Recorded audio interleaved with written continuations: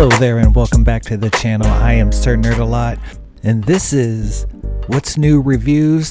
This episode we have The Little Things, which is now available on HBOMax. So The Little Things has a runtime of 2 hours and 7 minutes. It was written by John Lee Hancock, who also has writing credits for The Blind Side and Snow White and the Huntsman.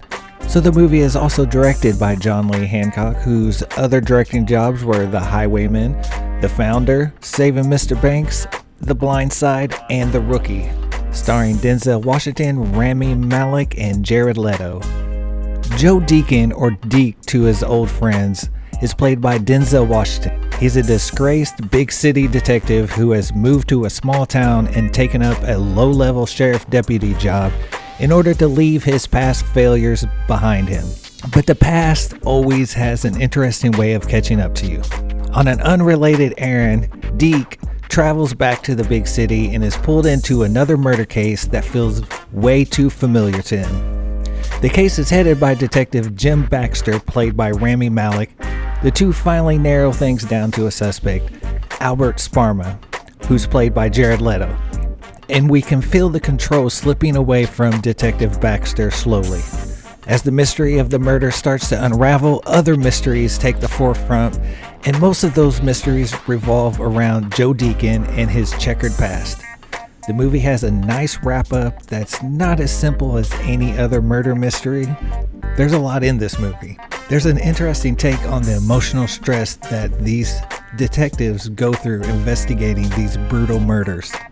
One thing that Denzel kept on bringing up is that there's no true angels. So honestly, I'm not a big crime mystery fan, but when you add another level of mystery, especially on a personal level, like the way Seven did, I'm gonna get pulled into the movie more. I believe this movie does a decent job at doing just that. I'm not saying that The Little Things is on par with Seven, because there are very few movies that are, but it does succeed in doing some of the things that Seven succeeded doing. The cinematography is outstanding. The movie is very beautifully shot. So when it comes to rating the movie, the tomato meter is at 48% and the audience score is at 63%. But for me, I enjoyed this movie a lot. It has an interesting take on the genre, even though at times it kind of feels like it's the middle of the road for the genre. But Denzel, Rami, and Jared really pull you in with their acting styles. Even with that said, I do feel this movie had so much more potential than what we got. Overall, I give the movie a 7 out of 10, an enjoyable movie with a stellar cast, but something missing that didn't drive it out of the park for me. I would definitely suggest watching the movie, but for me, a second watch is probably out of the question. I think I've gotten what I needed to get out of the movie, and I'll be moving along to other movies. Again, thank you for watching. Please subscribe to my channel. Hit the like button. Let me know if you liked the movie. May the force be with you. Live long and prosper.